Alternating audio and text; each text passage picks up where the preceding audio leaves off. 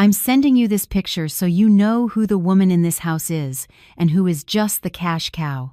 That cold, cruel text message appeared on my phone screen just below a photograph that, for the rest of my life, no amount of tears could ever wash away.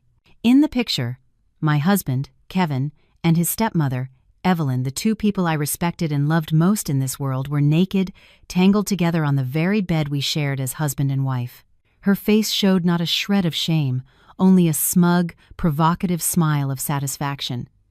And my husband, his head resting on her arm, wore the contented expression of a child who had just been given candy. My entire body felt as if 1,000 volts of electricity had surged through it, leaving me numb and in agony. The phone slipped from my hand, shattering on the cold tile floor, its pieces scattered like the fragments of my heart at that very moment.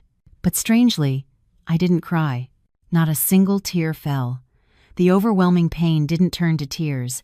It froze solid, becoming a block of icy hatred in my chest. For the past 7 years, who had I been living with?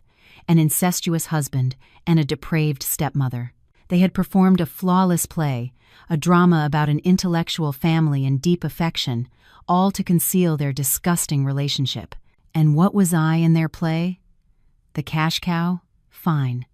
If that was the role they had chosen for me, I would play it to perfection. But the final act would be written by my own hand. This year, I turned 35. I had once believed I was the happiest woman in the world. My husband, Kevin, was a university professor, a perfect man in everyone's eyes. He was tall, scholarly, and always spoke in a gentle, measured tone. In 7 years of marriage, he had never once raised his voice to me. Every morning, he woke up early to make breakfast. Every evening, he came home and asked me the same question. "How was your day, honey? Were you tired?" He always told me that having me was the greatest blessing of his life. I had believed those words, believed them blindly.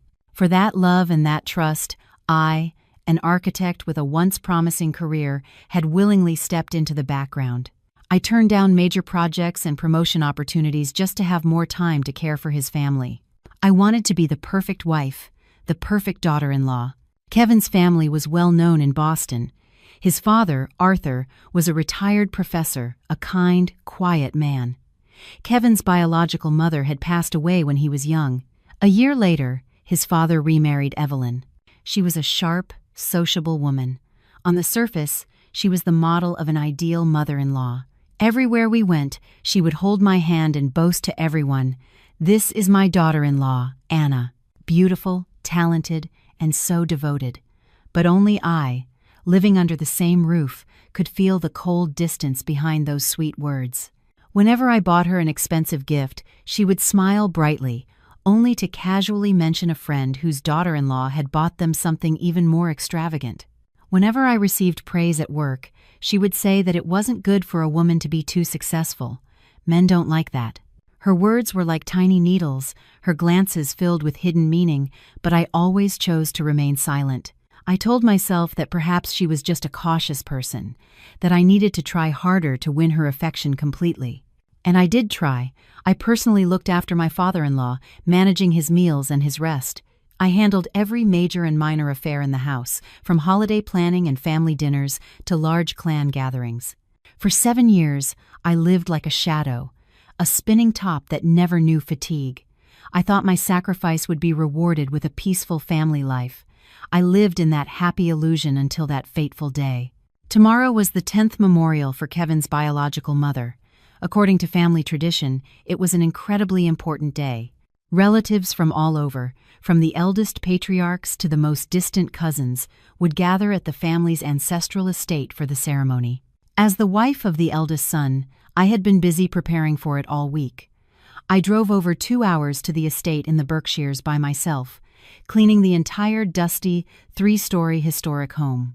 I hand-picked every floral arrangement, selected every item for the memorial table, and carefully arranged everything to be impeccable.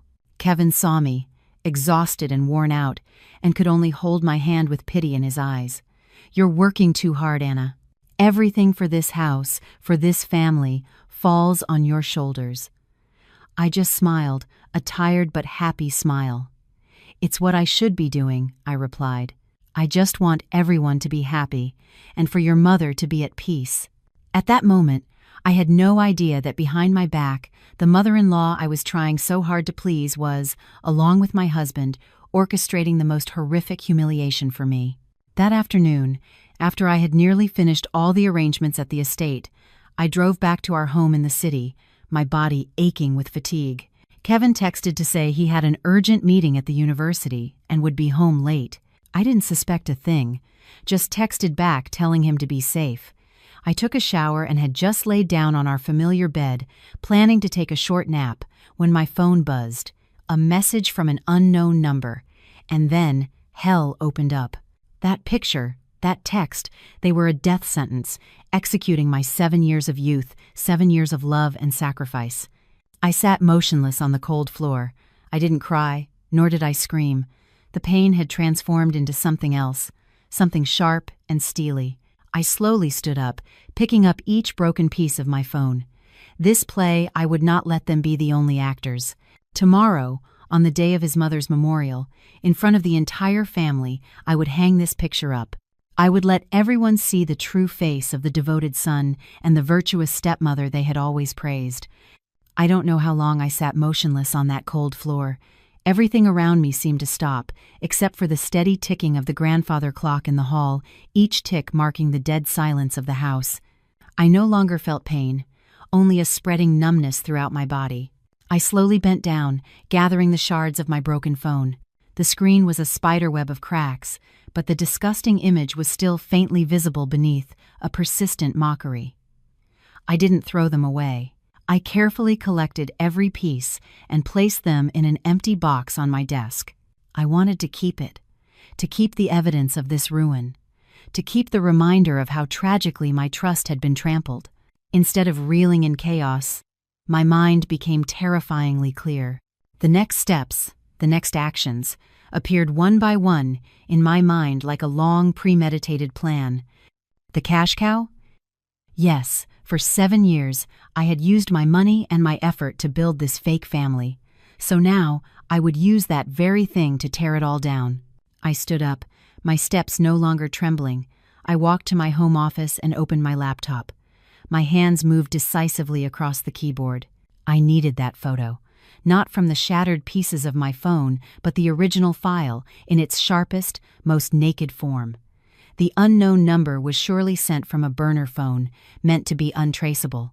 But they didn't know that all data sent to my devices was automatically backed up to a private cloud, a professional habit from my architect days to prevent data loss. That was their fatal mistake.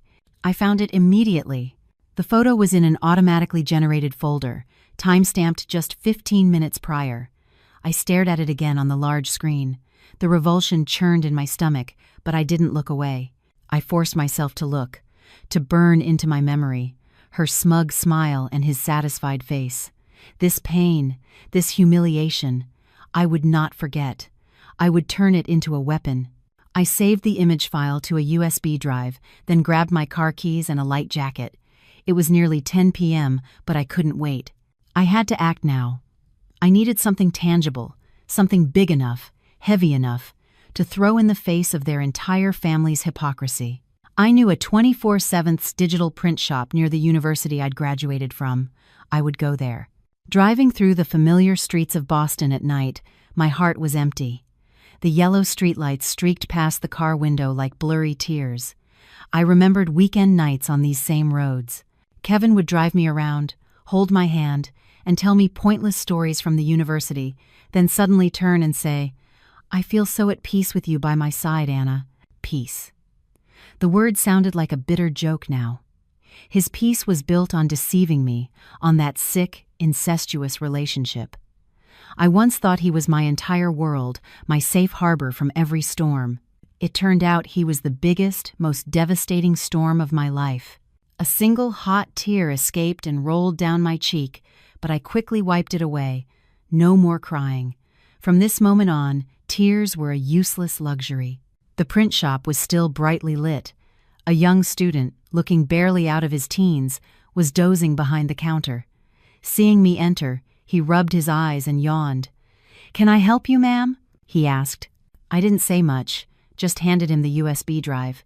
Print the only file on this for me. Print it on the largest canvas size you have, on the best quality material. The student nodded and plugged the drive into his computer. When the image appeared on his monitor, I saw the shock on his face. His eyes widened, his mouth fell slightly open, and he quickly glanced at me with a mixture of curiosity and pity. "Ma'am, are you sure you want to print this? The largest size is 4 by 6 feet, he stammered. "I'm sure," I replied, my voice as cold as ice, devoid of emotion. "Just print it. Money is not an issue." My words seemed to carry an invisible weight, and the student dared not ask anything further. He silently worked at the computer, and then the large format printer began to run, its steady, dry hum like the countdown of a time bomb. While I waited, I sat on a plastic chair and looked out at the street. The traffic had thinned, leaving only the streetlights and the silence of the night. They called me the cash cow. That's right. I had earned my money with my own labor, with my intellect, and now I would use that very money to buy back my dignity.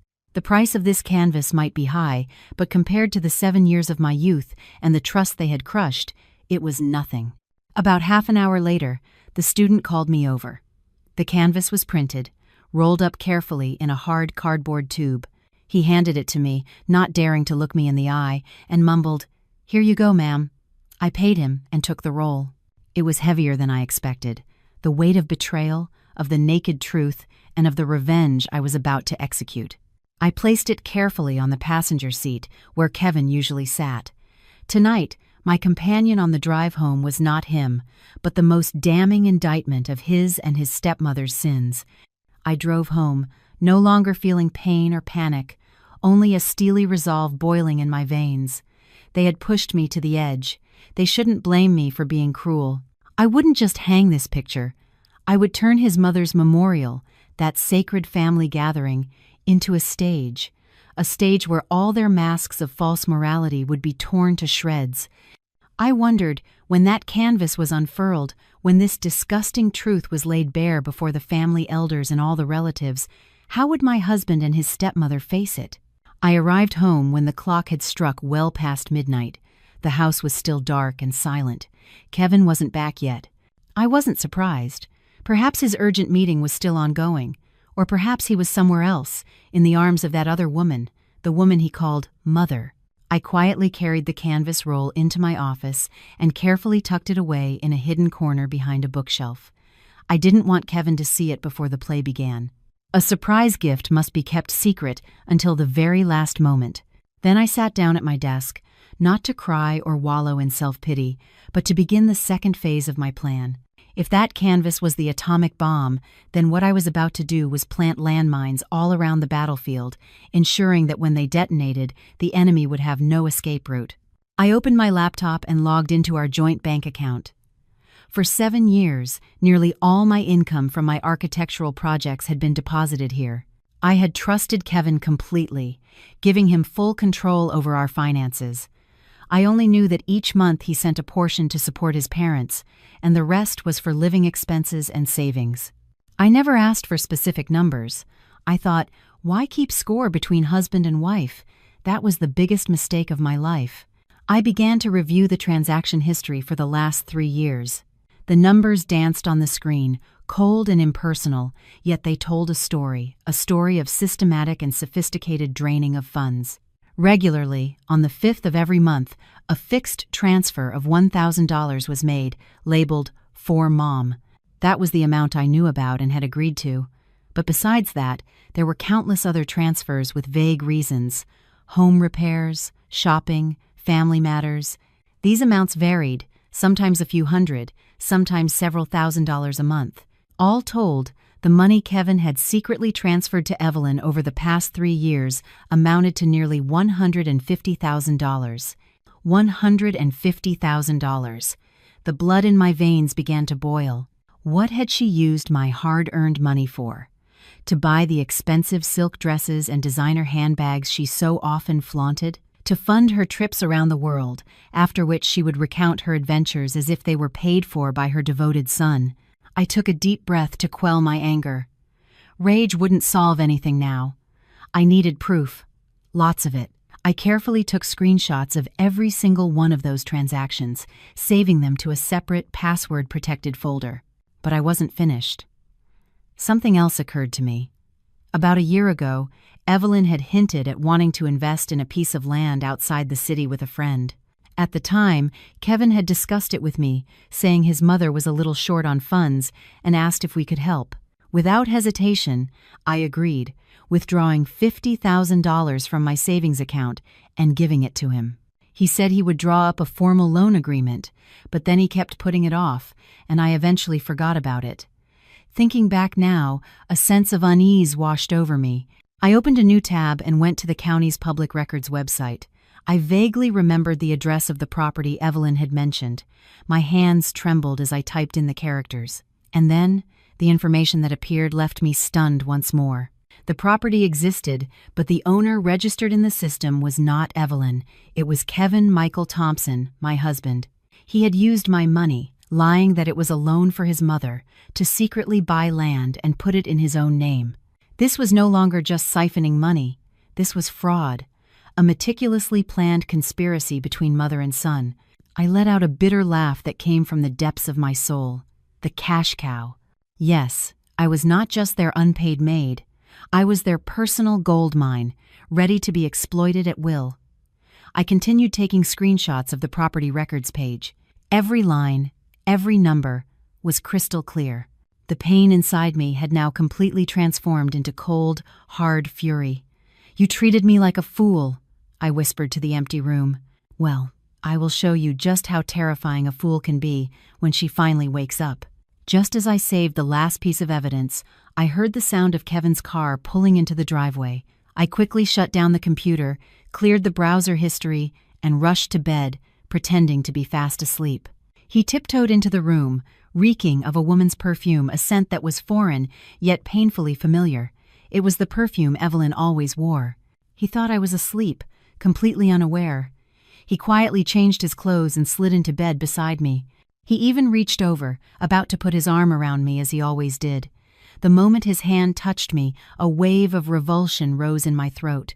I stirred slightly, pretending to shift in my sleep, and turned my back to him. He didn't try again, just sighed and lay still. I lay there, my eyes wide open in the darkness, listening to the steady breathing of the man beside me. Did he know that just a few feet away, in the office, lay two damning indictments of his sins? One, a humiliating photograph. Two, irrefutable proof of his fraud. I had once loved this man, loved him with all my innocent, pure heart. But tonight, that love was dead. It had died a violent, painful death. In its place, another version of me was being reborn, someone strong, decisive, and utterly without mercy. Tomorrow, I wouldn't just be meeting with a lawyer, I would find someone else. Someone who could help me dig deeper into Evelyn's past. I had a feeling their crimes didn't stop here. The next morning, I woke before the alarm. The nightmare was over, leaving behind a cold lucidity. I went into the bathroom and looked at the woman in the mirror. Her eyes were shadowed from a sleepless night, but her gaze was no longer tired or pained. It was sharp and determined. I applied my makeup more carefully than usual, choosing a powerful black pantsuit. Today, I was no longer Anna, the gentle housewife. I was a warrior preparing for battle. When I went downstairs, Kevin and Evelyn were already at the breakfast table. A familiar scene, yet today it made my stomach turn. They were still playing their roles perfectly. The doting mother-in-law, the devoted son. Evelyn placed a piece of bacon on Kevin's plate, her voice syrupy sweet. "Eat up, dear. You look so thin lately." Kevin smiled and turned to me.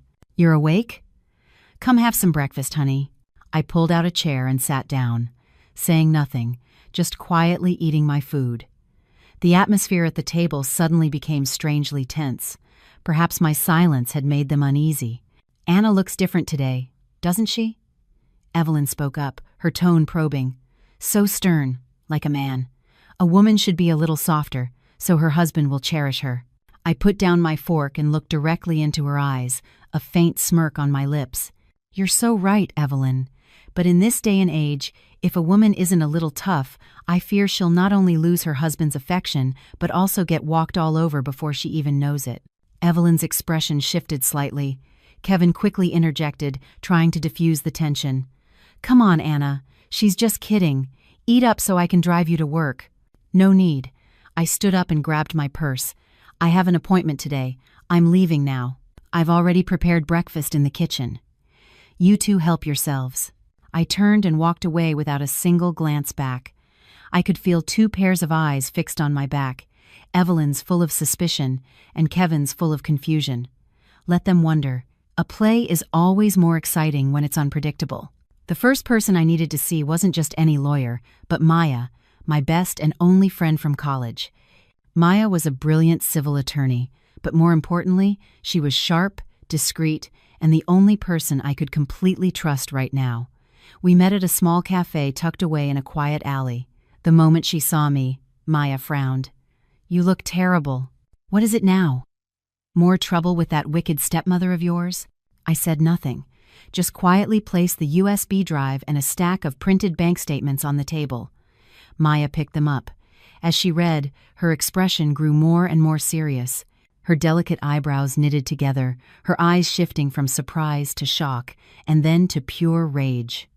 When she saw the photo of Kevin and Evelyn, she couldn't stop a curse from escaping her lips. "My God. Those animals." Maya slapped her hand lightly on the table, her voice filled with fury. "Anna, you've been living with these people for 7 years? I can't believe it." I just nodded silently. This pain was more than enough for one person to bear.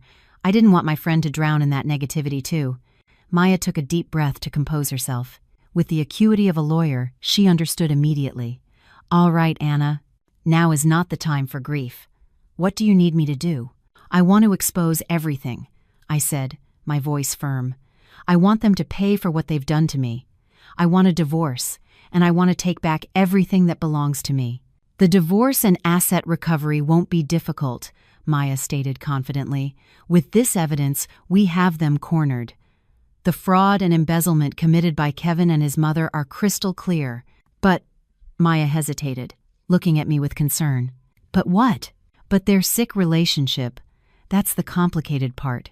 It falls into a moral gray area, very difficult to bring to legal justice without more direct evidence or a confession. Besides, are you sure you want to make this public? It would be a massive scandal, affecting not only their family's reputation but yours as well." Maya's words made me pause for a moment. She was right. Could I handle it?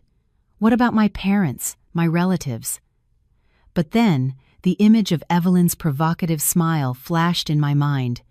No, I couldn't let them continue to live behind that mask of false morality. Their crimes had to be punished, one way or another. "I understand your concerns, Maya," I said, "but I can't stop. So, besides preparing the legal case, I need you to do something else for me, something a bit outside your usual scope. Name it." "I want to know everything about Evelyn's past." Maya frowned. "Her past? What do you mean?" "I want to know who she was before she became Kevin's stepmother. What she did, who she was involved with. A woman who could do something so monstrous. I don't believe her past is clean. I have a feeling their crimes didn't stop here." Maya was silent for a moment, thinking. A look of admiration crossed her face. "Anna, you've really changed. You're not the same sweet, easily pushed around girl anymore." She smiled, a smile full of confidence. "Okay, leave this to me. I have some contacts who can dig up some useful information. In the meantime, you have to stay calm and keep up the act. Don't let them suspect a thing." I nodded, a weight lifting from my shoulders.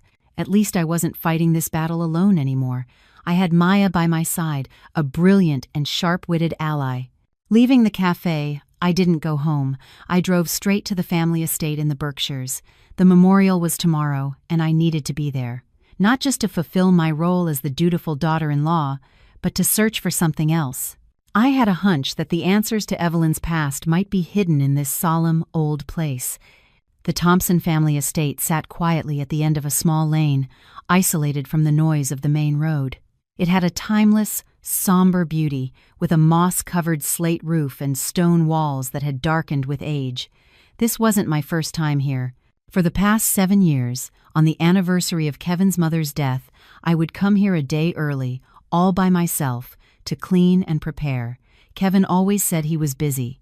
Evelyn claimed she wasn't used to manual labor. Only I, the daughter-in-law with no blood ties, was the one who meticulously cared for the ancestral heart of my husband's family. But today, I returned not just with the reverence of a daughter-in-law, but with another purpose. I was looking for something, a missing piece of Evelyn's past. The estate's caretaker was Mr. Henderson, a distant relative, well into his 80s but still sharp as a tack. He lived alone in a small cottage next to the main house. Since I had married into the family, he was one of the few people who treated me with genuine warmth. He often called me a good, hard-working girl. Seeing me arrive, he was delighted, leaning on his cane as he came to greet me at the gate. "Anna, is that you? All by your lonesome again, getting things ready for the missus? Where's that boy Kevin and his new mother, letting you do all this heavy lifting?" I smiled and took his arm. "Kevin has a meeting, and Evelyn isn't feeling too well, so I came ahead. How have you been, Mr. Henderson?" He sighed and shook his head. "Getting old, dearie. Can't complain. Just taking it one day at a time. Come on in, rest your feet, have a cup of tea." I sat and talked with him for a long while, asking about his health and chatting about trivial family matters. I didn't rush to ask about Evelyn. I knew that with old folks like him, you needed patience and a natural way of bringing things up. I feigned a sigh. I don't know why, but I've been having trouble sleeping lately, just worrying about things. I'm concerned about Arthur's health. He was so devastated after Kevin's mother passed. It's a good thing Evelyn came along to take care of him. Otherwise, I let my sentence trail off. Mr. Henderson took a sip of his tea, his eyes gazing out at the mossy yard. "Well, it's all fate, I suppose. Evelyn coming into this family was a strange thing. Everyone was surprised back then." "Surprised? Why?" I feigned curiosity. "I heard she was an old family friend." He let out a short, dismissive laugh. "Friend? No, she was introduced by some acquaintance. The strange part is, before she met your father-in-law, she'd been married before. But somehow, all information about her ex-husband and his family was kept quiet as a tomb. No one's ever even seen a picture from her first wedding. We only heard whispers that she was originally from way up north, near the Canadian border, married a fella, and followed him down south to start a life. Then, something happened. They divorced, and she ended up back here, all alone."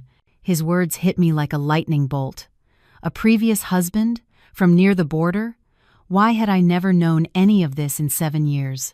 Kevin and his entire family had deliberately hidden this from me. Seeing my stunned expression, Mr. Henderson continued, his voice lowering. "It was a long time ago. Nobody in the family likes to talk about it. But I'll tell you this. Since she arrived, the character of this Thompson family, it's just been different. Your father-in-law got quieter and quieter, like a ghost in his own house. And Kevin, he was always a good, respectful boy. But since she became his stepmother, he just does whatever she says, no mind of his own. Sometimes I look at the situation and I feel so sorry for his poor mother. She was a saint of a woman, spent her whole life caring for her husband and son, and yet he didn't finish, just sighed. But I understood. I understood his vague sense of unease. Evelyn was not just a stepmother. She had a mysterious past, and she had somehow manipulated both my husband and my father-in-law. I sat for a while longer, then excused myself to go clean the main house. My mind was in turmoil. The information Mr. Henderson had shared, though fragmented, opened up a new line of investigation. A woman with a hidden past. An ex-husband erased from history. What had happened? While dusting the memorial mantel, my hand brushed against an old wooden box tucked deep inside a cabinet. It was fastened with a tarnished brass lock. Curious, I gave it a gentle shake. The lock wasn't very secure. I used a hairpin from my bun, and after a moment of fiddling, it clicked open. Inside were not memorial items, but a few keepsakes from Kevin's late mother. A yellowed journal, a few black and white photographs, and a bundle of letters tied neatly with a faded purple ribbon. My heart pounded. This was the private property of the deceased. I shouldn't touch it, but some instinct told me that the answers I was searching for might lie within these fragile pages. With trembling hands, I opened the journal. Her handwriting was soft and gentle. I flipped to the last few entries, written in the time leading up to her death. And then, a line of text made my entire body go cold. She came again today. She brought medicine. Said it was a traditional family remedy. But I don't know why. Every time I take her medicine, I feel so tired. My head feels foggy. She? Who was the mysterious woman who brought medicine to Kevin's mother in her final days?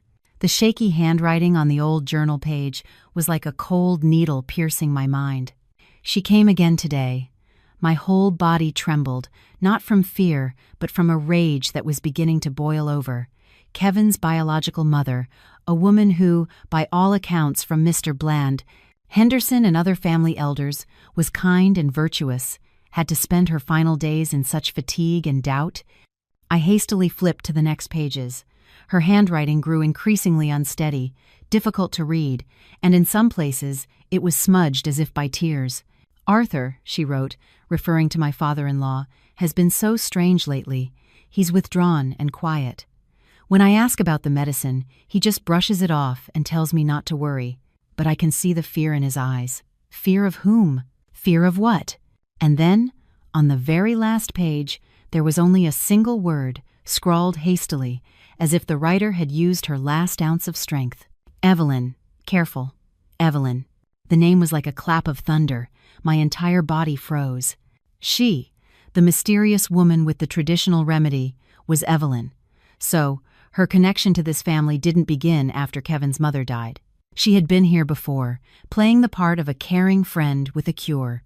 And was the death of Kevin's mother really just from a sudden illness? A horrifying theory began to form in my mind, one that sent a chill down my spine just thinking about it. Kevin's mother didn't die of natural causes. She was slowly poisoned, and the person who did it was none other than the woman who now occupied her place, slept in her bed, and was having an affair with her own son. I sank to the cold floor, clutching the journal, my body shaking uncontrollably. This was no longer just about financial fraud or a sick relationship. This was murder, a crime that had been perfectly concealed for 10 years. Now I understood. I understood why my father-in-law had become so withdrawn and silent. He knew everything, but he had chosen silence, perhaps out of fear or for some other reason I couldn't yet comprehend. I understood why Evelyn's past was so carefully hidden, because it wasn't just about a divorce. It likely contained even darker secrets. With trembling hands, I placed the journal and letters back in the wooden box. I couldn't let anyone know what I had discovered. Not yet. Not until I had more concrete evidence. Things had now escalated far beyond my ability to handle alone. I needed Maya, and I needed to proceed with more caution than ever.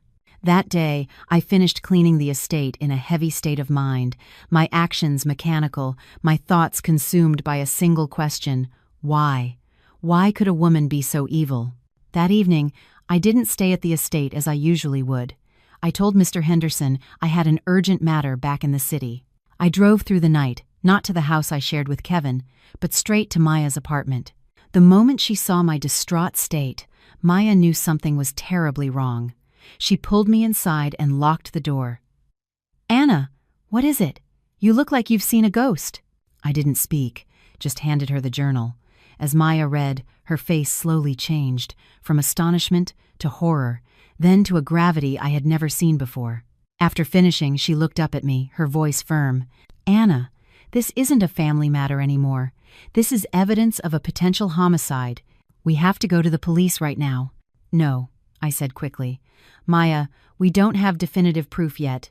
This journal is just the suspicion of someone who has passed away. If we make a move now, she'll deny everything, and she could destroy any remaining evidence. It's been 10 years. Finding proof won't be easy." Maya paced her apartment, her expression deeply troubled. She knew I was right. "So what's your plan?"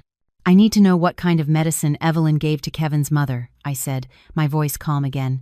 "I'm going to find a way to get a sample of the supplements she's giving my father-in-law now. They might be related. I also need you to do something else. Find Kevin's mother's medical records from 10 years ago. And most importantly, find out about Evelyn's mysterious ex-husband. I have a feeling he's the key to all of this. Maya looked at me, her eyes filled with a mix of worry and admiration. Anna, do you realize how dangerous this is? If she finds out you're investigating her, she won't leave you alone. I know, I replied, my gaze unwavering. But I can't stop, Maya. I'm not just doing this for myself anymore. I'm doing it for Kevin's mother, a woman who died unjustly, and for my father-in-law, a man living in fear. I have to bring the truth to light for them. That night, I stayed at Maya's. For the first time in days, I had a dream. But it wasn't a nightmare. I dreamt of Kevin's mother. She was wearing a simple white dress, standing under a magnolia tree, looking at me and smiling. A kind, peaceful smile. The dream felt like an encouragement, giving me strength. The next morning, I returned home to prepare for the memorial. I knew today wouldn't just be about remembering the deceased. It would be the day I officially began my war. A merciless war to unearth a truth that had been buried for a decade. I wondered, on the anniversary of his first wife's death, facing a daughter-in-law who held a terrible secret, would Evelyn reveal any cracks in her facade? The memorial took place in a solemn atmosphere, heavy and suffocating. Early in the morning, relatives had gathered at the family estate. The smoke from incense mingled with the scent of white lilies, creating an air that was both sacred and sorrowful. As the senior daughter-in-law, I managed everything perfectly, just as I had for the past 7 years. I wore a dark blue dress, my hair tied back neatly, moving quietly to arrange the food and serve tea to the guests. No one could have guessed the tempest raging inside me. Evelyn was also dressed for the occasion, in a black dress with a string of pearls. She moved through the crowd, shaking hands, her mouth full of empty words of remembrance for her husband's late wife. If she were still with us, she would be so happy to see the family gathered like this. I came into this family to take her place, to care for her husband, her son, this home. She played the part of the virtuous, magnanimous stepmother flawlessly. Looking at her, I felt sick. Kevin stood beside me, his expression also somber. But I knew his solemnity wasn't for his mother. It was anxiety that his sinful relationship was about to be exposed. He kept glancing at me, his eyes searching. My calmness since that night must have unsettled him. I ignored him, focusing only on observing every gesture, every look from Evelyn and my father-in-law. Evelyn, despite her attempts to appear natural, couldn't hide the tension in her smile. Occasionally, her eyes would drift towards the mantel where Kevin's mother's portrait sat, only to quickly look away, as if afraid to meet the gaze of the deceased. And my father-in-law, Arthur, remained as silent as ever. He sat in a corner, fiddling with a cold cup of tea, his deep-set eyes staring into space. He didn't say a word throughout the entire ceremony. His silence was more terrifying than any words. It was a silent accusation of a crime he had witnessed but could not speak of. In the middle of the gathering, while everyone was eating, I made an excuse to go to the kitchen to prepare dessert. I knew this was my only chance. I headed towards the main wing of the house, where Arthur and Evelyn's bedroom was. The door was unlocked. My heart hammered against my ribs. I slipped inside. The air smelled faintly of menthol rub and herbal medicine. I went straight to Arthur's nightstand. I remembered seeing him put his bottle of supplements there once. Luckily, it was still there. A small wooden box containing dark brown pills.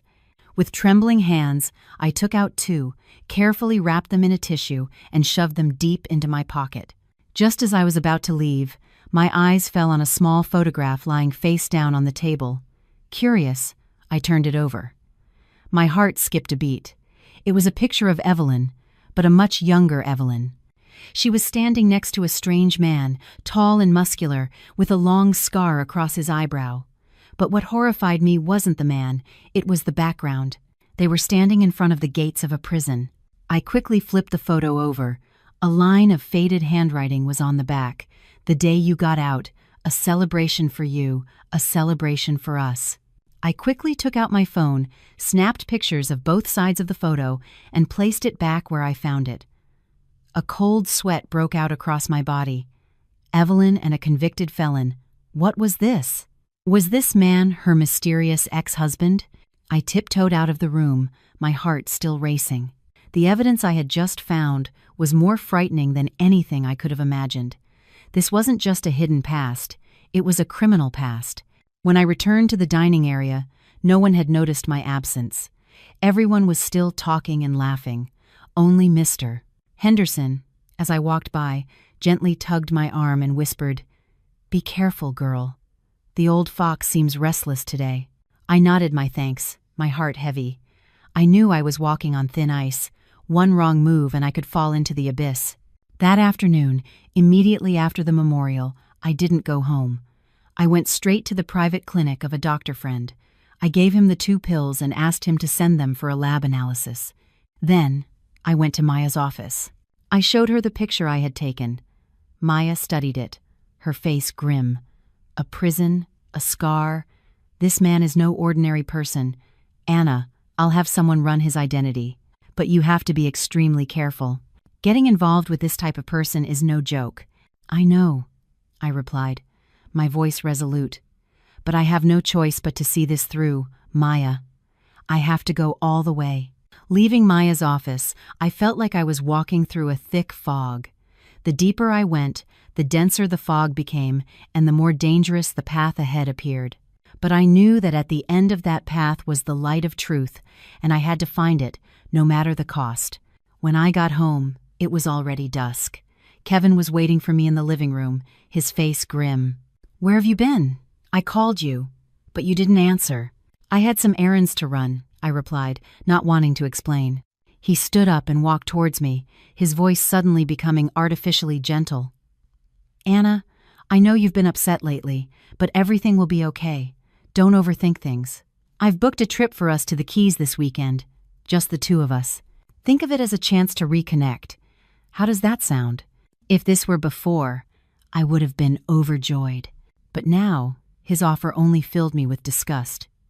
He wanted to take me away, probably to separate me from my investigation, to pacify me, to continue his act. But something else made me even more uneasy. Was this trip just a vacation, or was there another, more sinister motive behind it? Kevin's suggestion of a trip to the Florida Keys was so sudden, so perfectly timed, that it was blatantly suspicious. Reconnect? A man whose wife had just discovered his incestuous relationship with his stepmother, instead of being terrified and guilt-ridden, was calmly proposing a romantic getaway. Where was the logic? I looked directly into his eyes, searching for any hint of sincerity, but all I found was a poorly concealed artifice. His eyes avoided mine, and the smile on his lips was painfully forced. I knew there was a trap behind this sweet invitation, but instead of refusing, I smiled. A smile I had practiced many times in the mirror. "Really? It's been so long since we went anywhere, just the 2 of us. I'm so excited." I feigned surprise and happiness, wrapping my arms around his neck and resting my head on his shoulder like a doting wife. I felt his body tense for a second, perhaps surprised by my change in attitude. But he quickly resumed his role as the loving husband, hugging me back, his voice dripping with affection. "As long as you're happy, that's all that matters. Just pack your bags. I'll take care of everything else." That night, I lay beside Kevin, pretending to be asleep, but my mind was racing. Why did he want to take me to the Keys right now? To separate me from Maya and the investigation? Or was there a darker purpose? I suddenly recalled horror stories I'd read about husbands taking their wives on vacation only to stage fatal accidents to collect insurance money. A shiver ran down my spine. No, I couldn't think so negatively. He was, after all, the man I once dreamed of having children with. But then the disgusting image of him and Evelyn flashed in my mind. For people who had lost all sense of humanity, what wouldn't they dare to do? I made my decision. I would go. I would go and see what kind of game they were playing, but I wouldn't go alone. The next morning, while Kevin was at work, I called Maya and told her everything, including my suspicions. On the other end of the line, Maya was silent for a long moment. Then she said, her voice grave, "Anna, I agree. This is not just a trip. You can't go alone. It's too dangerous." "I know, but if I refuse, they'll get suspicious and change their plans. This could be our chance to catch them red-handed." "All right, Then here's what we'll do, Maya said after a moment of thought. You agree to go. I'll secretly book a room at the same resort. I'll fly in a day before you, posing as a tourist. I'll keep an eye on his every move. You have to be extremely careful. Take the recording device and the GPS tracker I'm going to give you. If anything seems off, you contact me immediately. Maya's plan made me feel a little safer. With her nearby, at least I wasn't alone. 3 days later, we left. Kevin played the part of the incredibly attentive husband. He carried all the luggage, got me a window seat, and constantly asked if I was tired or hungry. He performed his role flawlessly. We checked into a luxurious resort on the coast, with white, sandy beaches and rows of palm trees. The scenery was beautiful, romantic, but my heart was a knot of tension. I kept a careful distance from Kevin, using the excuse of being tired from the flight to avoid any intimacy. Maya had already texted me that she was checked into a nearby bungalow and could see our room from a distance. The first evening passed peacefully enough. We had dinner at the resort's restaurant. Kevin kept putting food on my plate and telling cheerful stories, trying to create a romantic atmosphere, but I could see the restlessness in his eyes. He kept discreetly checking his phone, quickly putting it away when he saw me looking. Was he waiting for something? Or contacting someone? That night, I claimed exhaustion and went to bed early. I lay on the bed, a tiny recording device hidden under my pillow already switched on. Kevin took a very long shower. When he came out, I heard him quietly open the balcony door and whisper into his phone. His voice was so low I could only catch a few words. Mom. Tomorrow, according to plan. No mistakes. My heart pounded. So there was a plan set for tomorrow, involving Evelyn. The next morning, after breakfast, Kevin announced excitedly, Anna, I'm taking you somewhere very special today. I guarantee you'll love it. He wouldn't say where, just told me to wear something nice. I chose a white maxi dress that looked flowing and feminine, but was actually easy to move in. I secretly texted Maya to let her know. Kevin drove a rented convertible along the stunning coastal highway. Then he turned onto a smaller road, heading deep into a nature preserve. The surroundings grew more and more deserted, and a sense of dread began to rise within me. Why was he taking me to such a remote place? Finally, the car stopped in front of a small, pristine beach that was breathtakingly beautiful. The sand was fine and white, the water so clear you could see the bottom. In the distance were strangely shaped rock formations. Isn't it beautiful? Kevin asked, putting his arm around my waist. I searched a long time to find this place. It's just for us. He was right. There wasn't another soul in sight, only the sound of the waves and the wind whispering through the trees. I forced a smile, but inside I was screaming. Where was Maya? Had she been able to follow us? Kevin led me on a walk along the shore.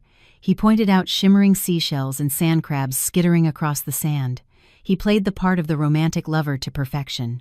But I knew this was just the prelude to a terrifying drama. When we reached a large rock outcropping that jutted into the sea, Kevin stopped. He turned to look at me, and his expression suddenly changed. The smile on his face vanished. Anna, there's something I need to tell you, he said, his voice low. I knew this was it. I looked him straight in the eye, my voice surprisingly calm. I'm listening. He was silent for a moment, then he suddenly dropped to one knee in front of me. From his pocket, he produced a small, red velvet box. He opened it to reveal a sparkling diamond ring. I was frozen. What was this new act? Anna, marry me again, he said, his voice full of emotion. This surprise proposal, in this desolate setting, didn't feel romantic. It felt grotesque. What was he planning? The diamond ring glittered in the sun, reflecting a cold, soulless light, just like the eyes of the man kneeling before me. Marry me again. The words echoed against the sound of the waves, sounding so false and absurd. Who did he think I was? A fool who could be bought with a shiny rock and a few sweet words? Or was this part of the plan, an elaborate performance to lull me into a false sense of security before he made his move? I didn't answer, just stood there staring at him, trying to decipher the calculations hidden behind his earnest expression. Seeing my silence, Kevin seemed to lose his patience. He stood up, moved closer, and took my hand. Anna, I know I was wrong. My mother and I, we hurt you. But it was all a misunderstanding. I love you. I truly love you. Please, give me a chance to make it up to you, to let us start over. Can we do that?" He slid the ring onto my finger, an act of imposition, not of proposal. I didn't pull my hand away. I wanted to see how far he would take this charade. "Start over," I repeated, my voice flat. "Can we?" "Of course, Anna. Of course we can," he said hurriedly, as if afraid I'd change my mind. "Just forgive me, and we'll forget all the unpleasantness. I promise I'll never make you sad again." My mother, she regrets it too. All she wants is for her daughter-in-law to come home. His words were so smooth, so sweet, but I knew they were all lies. A woman like Evelyn would never know regret, and an incestuous man like him would never know true love. He put his arms around my waist, pulling me close, and whispered in my ear, "To prove my love, I have another surprise for you." He pointed towards a small cave nestled behind the rocks. "It's beautiful in there. I decorated it just for us, our own little paradise. Go on, take a look." My instinct screamed a warning. A remote cave, a surprise gift. It was all too perfect for a trap. I hesitated for a second, but then I decided to go. I had to know what twisted game he was playing. "Really? You're making me curious." I forced a radiant smile, feigning excitement. I walked towards the cave, Kevin right behind me. His hand rested lightly on my back, sending a chill down my spine. The entrance was small, just big enough for one person to pass through. Inside, it was dark and damp, a cold draft wafting out. I hesitated at the entrance. "It's so dark. I'm a little scared." "It's okay. Just go in." I lit some candles inside. "It's very romantic," he urged, his voice a little too eager. I took a deep breath, summoned all my courage, and stepped inside. The moment I crossed the threshold, a wave of dread washed over me. I heard Kevin's footsteps, not following me, but stepping back, and then a loud, grinding sound. The only light from the entrance vanished. I spun around, my heart stopping. The entrance had been blocked by a massive boulder, pushed down from above. I was trapped. I was completely trapped in the darkness. "Kevin, what are you doing? Open the door!" I screamed, pounding my fists against the rock in a desperate, futile effort. The only answer was a terrifying silence. The boulder was too big, too heavy. I had no chance of moving it. I collapsed to the ground, my body shaking with fear and rage. So this was his real plan. Not an accident, but imprisonment. He wanted to lock me in here, to let me die a slow death from starvation and dehydration in the dark. My death would be written off as a mysterious disappearance during a vacation. He would get away with it perfectly, and he would inherit all of my assets. Cruel. It was so unbelievably cruel. I started to cry, tears of fear and despair. But then I remembered. The GPS tracker. The small tracking device Maya had disguised as a button on my dress. With trembling hands, I felt for it on my chest. It was still there. Did Maya know I was in danger? Could she find me here? In the midst of my panic, a familiar, horrifying voice echoed from the other side of the boulder. It wasn't Kevin's voice. "You little fool. Did you really think you could get away?" It was Evelyn. She was here too. She had either followed us or, more likely, she had orchestrated this whole trap. "Why?" I stammered. Her shrill, cruel laughter rang out, echoing in the dark cave. "Why? Because you're too smart, dear. You know too much. You're a threat. I can't have you alive, ruining everything. And Kevin? Is he in on this with you?" "Him?" She laughed again. "He's just a weak-willed man. He loves me, and he'll do anything for me. He'll grieve for you a little when you're gone, but he'll get over it. Your assets will become his, which means they'll become mine. Everything will be back on the right track." So that was it. She was the director of this entire nightmare. Kevin was just her puppet. She was the real monster. "You won't get away with this," I screamed, my voice filled with hate. "Someone will find me. Your crimes will be exposed." "Who's going to find you? In a desolate place like this? By the time anyone finds you, you'll be nothing but a pile of bones. So, goodbye, my dear daughter-in-law. Rest in peace." After she spoke, I heard their footsteps fading away. They had left me here, alone in the pitch black, in utter despair. But just as I was about to give up, I heard a sound. Faint, but clear. The sound of a police siren, getting closer and closer. At first, the police siren was just a distant, faint wail, but it grew steadily louder, more urgent, like a shot of adrenaline straight to my exhausted body. Hope, a fragile but fierce flicker of hope, ignited in my mind. Maya. It had to be Maya. She had received my signal. I struggled to my feet, using the last of my strength to pound on the boulder, screaming until my voice was raw. "Help! Help me! I'm in here!" I heard tires screech to a halt nearby. Car doors slammed open, followed by the sound of frantic footsteps and Maya's desperate cries. "Anna! Anna! Where are you?" "I'm here! In the cave!" I shouted, my voice breaking with relief and exhaustion. Immediately, I heard the sounds of several men converging on the spot, shouts, and the sharp clang of metal against rock. They were trying to move the boulder. Slowly, a sliver of light pierced the darkness, growing wider and wider. Finally, with a heavy thud, the boulder was pushed aside. Bright sunlight flooded in, forcing me to squint. Maya's silhouette rushed in and threw her arms around me. "Anna! Oh my God, are you okay? You scared me to death." I clung to her, my entire body shaking. Tears streamed down my face, but this time they were tears of relief, the tears of someone who had just returned from the brink of death. I'm okay. Thank you, Maya. Thank you." Police officers came in, asking about my condition and gently helping me outside. The fresh sea air filled my lungs. I took a deep breath, feeling as if I had been reborn. Maya explained that while I was on my way to this remote beach, the GPS signal from my dress had suddenly stopped in this isolated location and hadn't moved for a long time. Sensing something was terribly wrong, she immediately contacted the local police, with whom she had already liaised, giving them the coordinates and requesting urgent assistance. Thankfully, they had arrived in time. "Where are those monsters?" I asked, looking around the empty beach. "They ran," an officer replied. "When they heard the sirens, they jumped in their car and took off. But don't worry, ma'am. We've set up roadblocks on all the access roads. They won't get far." I was taken back to the resort to rest and give a preliminary statement.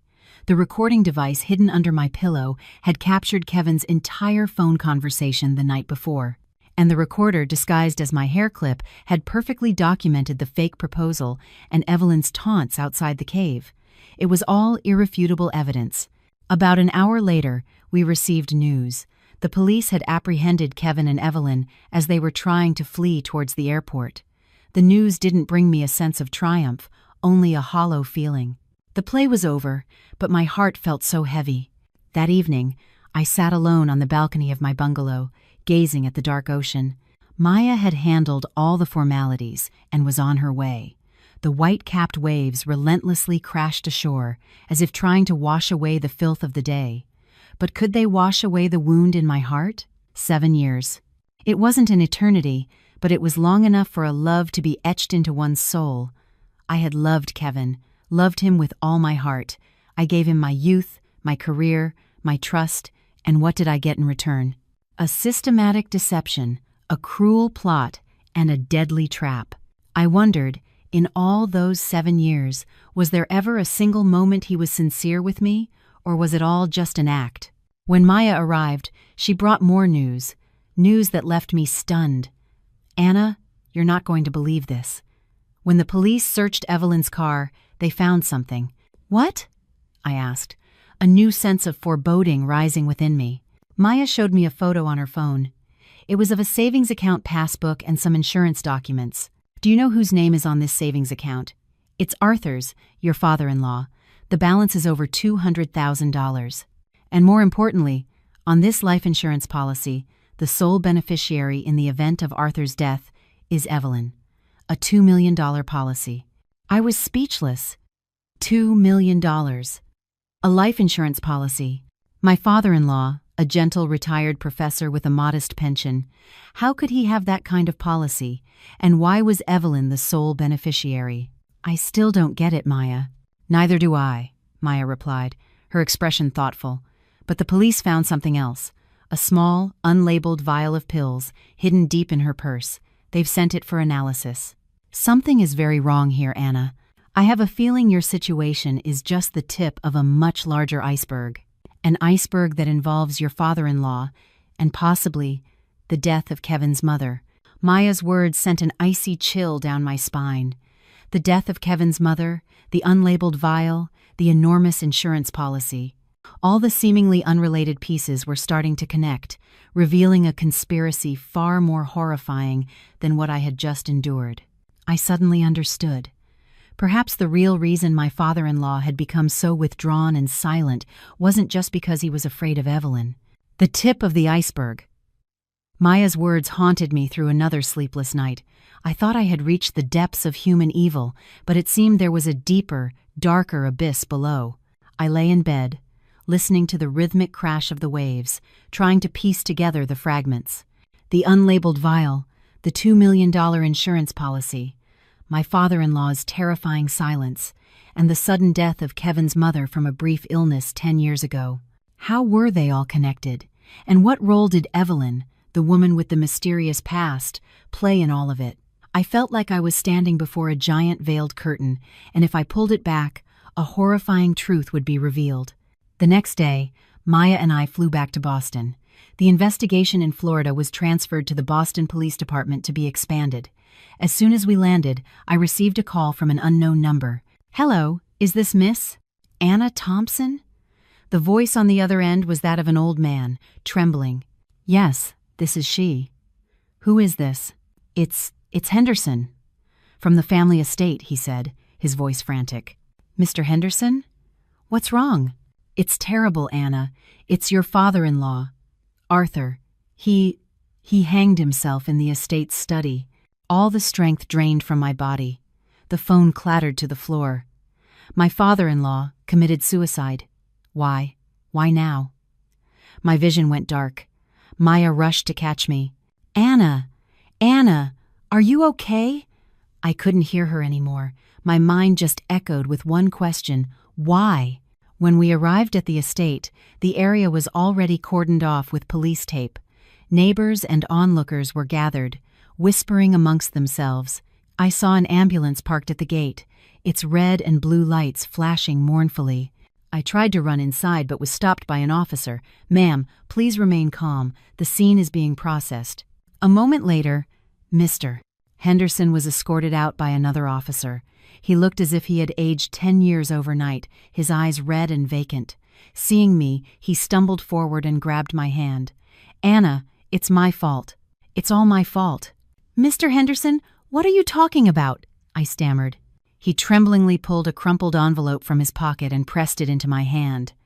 Before he did it, Arthur gave this to me.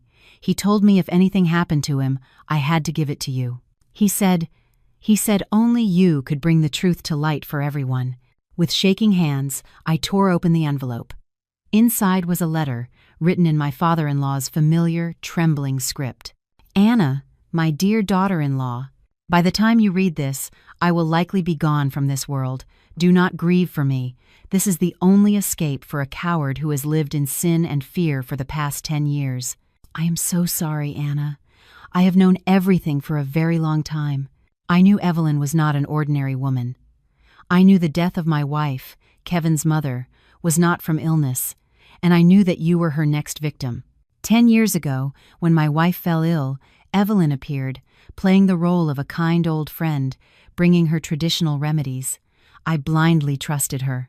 I even prepared the medicine for my wife with my own hands, never knowing that those pills contained a slow-acting poison. A poison that didn't kill immediately, but slowly destroyed her organs, making her illness appear progressively worse and untreatable. I unwittingly became an accomplice in the murder of the woman I loved most in the world. By the time I discovered the truth, it was too late. My wife was gone. And Evelyn, she used that secret to control me. She threatened to expose me as a murderer if I didn't obey her. She forced me to marry her, forced me to sign over all my assets to her name.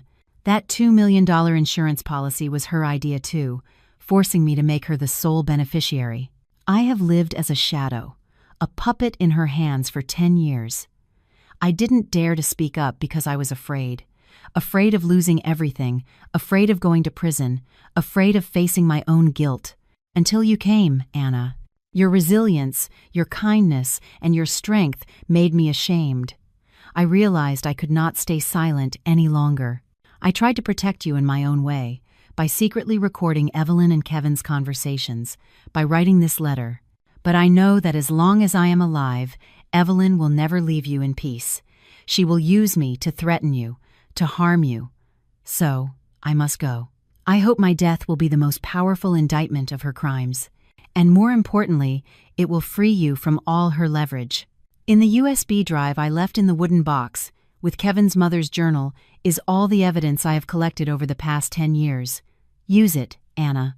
Use it to bring that devil in human form to justice, to bring peace to Kevin's mother, to you, and to my own guilty soul.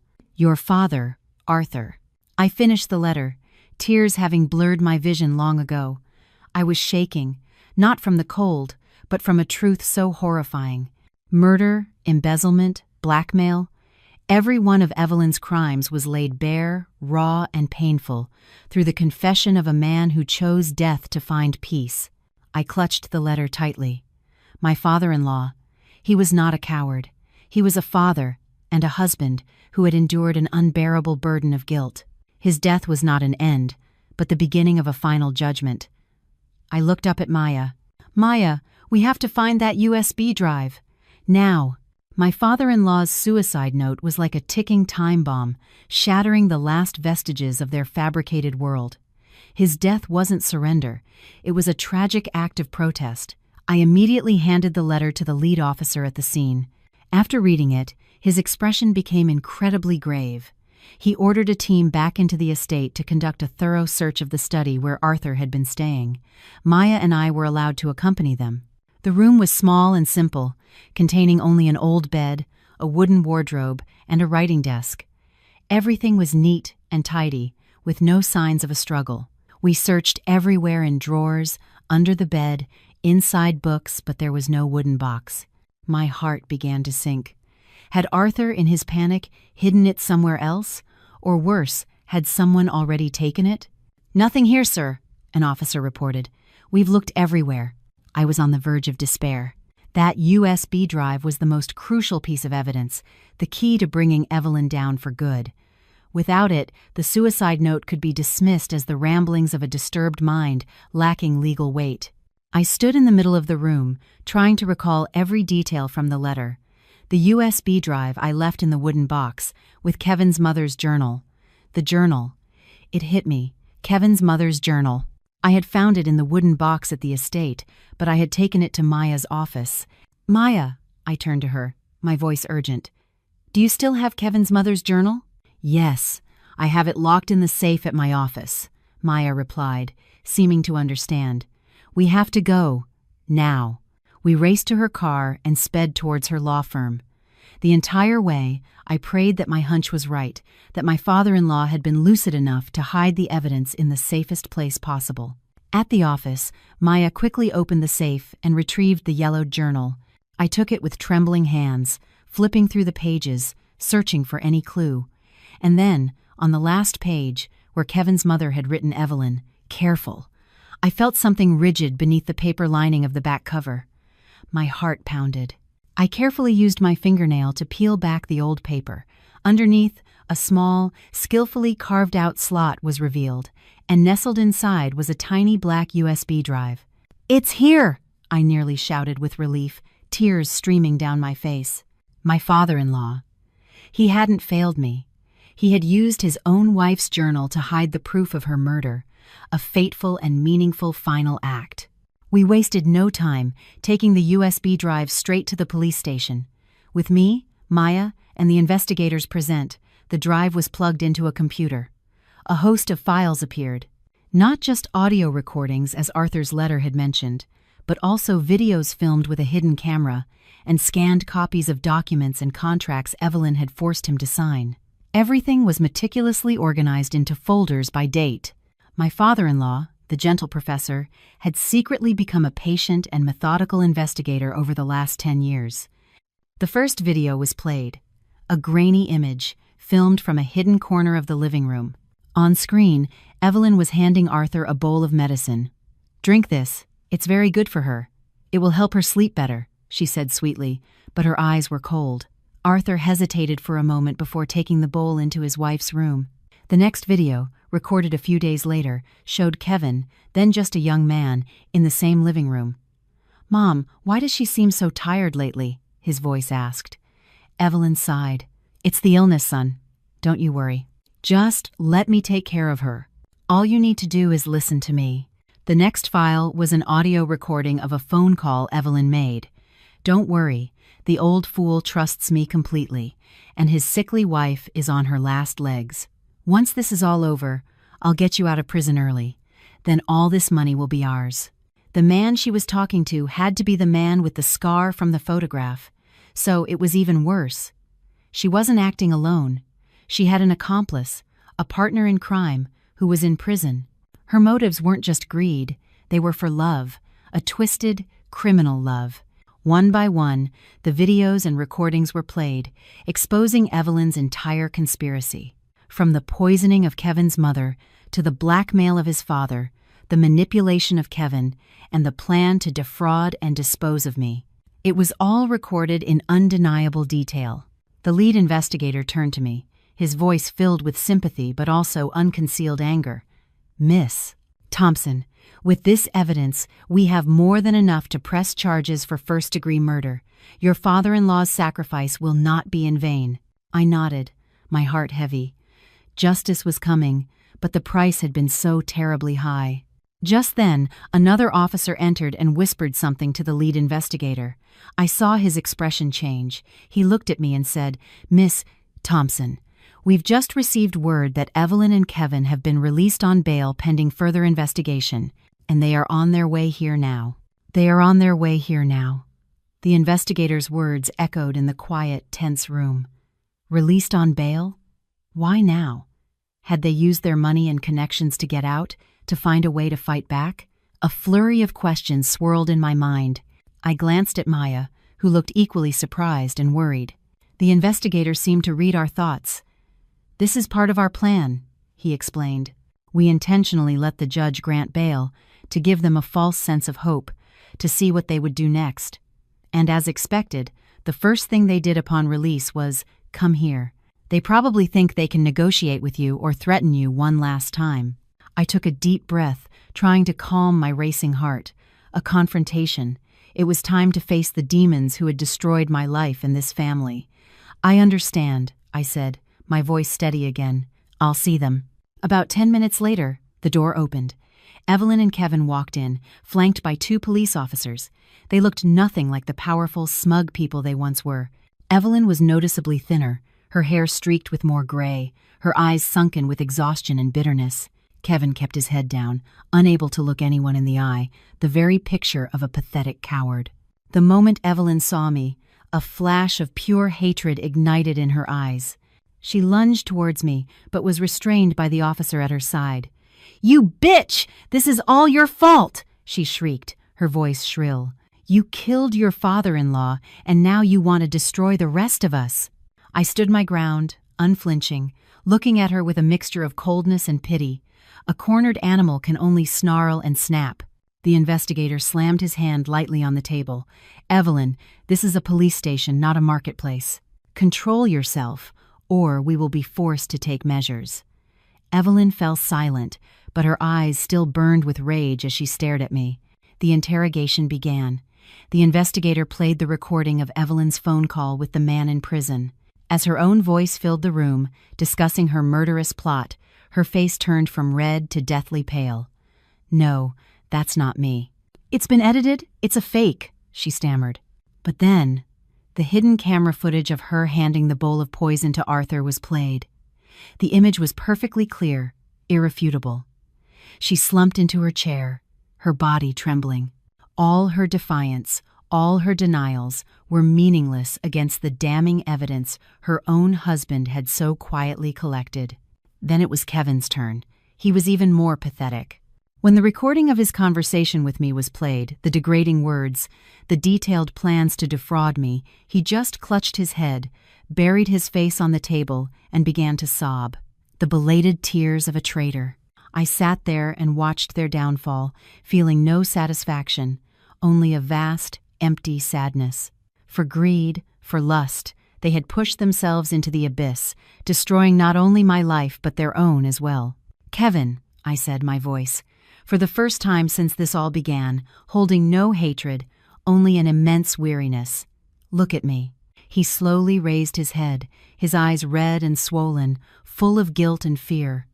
"In the past 7 years, have I ever done anything wrong to you or your family?" He shook his head violently, unable to speak. "I devoted myself to this family. I treated your stepmother like my own mother. I trusted you completely. And what did I get in return? Deceit, betrayal, and a murder plot that was hidden for a decade. Did you ever feel a shred of guilt, Kevin? Even for a moment?" He didn't answer, just continued to cry. I couldn't tell if his tears were real or fake anymore. "And you?" I turned to Evelyn, who was sitting shell-shocked in her chair. "You murdered an innocent woman, the woman whose place in this family you stole. You poisoned the mind of your own stepson, turning him into your puppet, your accomplice. You destroyed my life, and you destroyed the life of your husband. What did you gain from all of this? Money, or your sordid love affair with a convict?" Evelyn's head snapped up, her eyes wild. "What do you know? You had everything, and I had nothing. I hate you. I hate all of you," she screamed, like a wounded animal. Just then, the door opened again. A man with a long scar across his face, dressed in a prison jumpsuit, was escorted in by 2 officers. "Vince!" Evelyn cried out, her eyes a mix of joy and despair. The man didn't look at her. His gaze was fixed on me, a cold, threatening stare. "So, you're the little bitch who ruined everything," he said, his voice a low growl. The investigator spoke. "Vince Gallo, we have evidence that you masterminded Evelyn's crimes from inside prison. Do you have anything to say?" Vince smirked, a sinister grin. "Say? There's nothing to say. Win or lose, that's the game. My only regret is that I didn't get to finish you off myself sooner." His words, utterly devoid of remorse, cast a chilling silence over the room. The true devil, the puppet master behind it all, had finally shown his face. The appearance of Vince Gallo, the man who wore the scar of his criminal past, was the final piece that completed the horrifying puzzle of Evelyn's crimes. He stood there, in the solemn interrogation room, without a trace of fear or repentance. His gaze on me was not that of a loser, but of a venomous snake, regretting only that it hadn't struck its prey sooner. He was the mysterious ex-husband, the one who had woven this web of evil with Evelyn from behind bars. Their sick love had become a deadly partnership, willing to sacrifice anyone who stood in their way. The interrogation didn't need to continue. With Gallo's arrogant, indirect confession and the irrefutable evidence from my father-in-law's USB drive, the full scope of their crimes was laid bare. Evelyn was not just a murderer and a fraud. She was an accomplice who had aided and abetted a felon from prison. Kevin was not just an incestuous traitor. He was a pathetic pawn, manipulated by his stepmother and her lover, turned into a tool for their filthy schemes. Several months later, the final trial concluded one of the most complex and tragic family crime cases the city had seen. The sentences were severe, fitting the gravity of their actions. Vince Gallo, as the mastermind with a long criminal record, received the highest penalty: life in prison without the possibility of parole. Evelyn, for her direct role in the murder and numerous other charges, was also sentenced to life in prison without the possibility of parole. And Kevin, though the court considered mitigating factors of manipulation, still received a 20-year sentence for conspiracy, fraud, and accessory to murder. The play had ended. The main actors had received their deserved finale. On the day of the sentencing, I did not attend. I had no desire to see their pathetic forms one last time. I stayed home with my parents, lighting incense at a small memorial I had set up for Kevin's mother and my father-in-law. 2 wronged souls could finally find peace. I no longer felt hatred. Witnessing the complete collapse of those people, I only felt a hollow emptiness and a sense of pity. They had destroyed their own lives, buried their own futures in an abyss of greed and crime. A year after the trial, my life gradually returned to a state of peace. The media storm had passed. My story, once a sensational scandal, had become a cautionary tale about human nature and the pursuit of justice.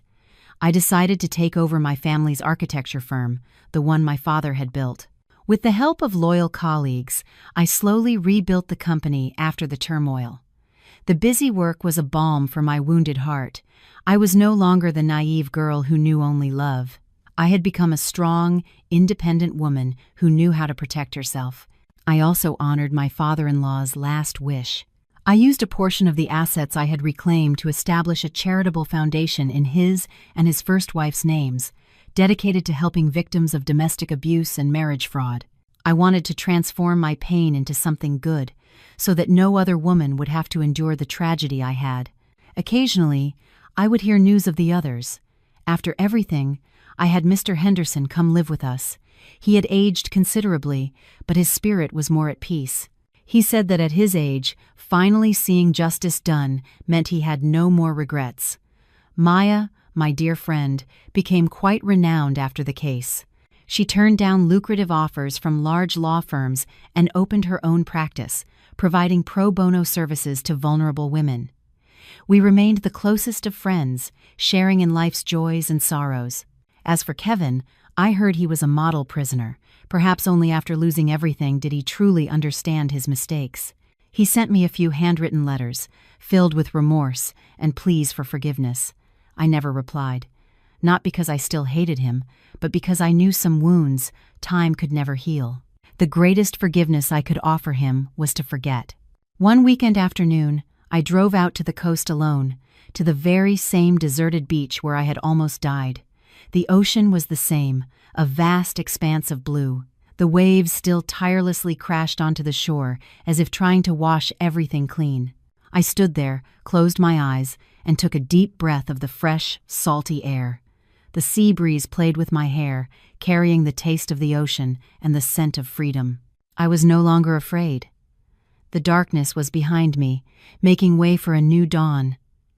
I had walked through the darkest of tunnels, but I had not fallen. I had found the light at the end, the light of truth, of justice, and of rebirth.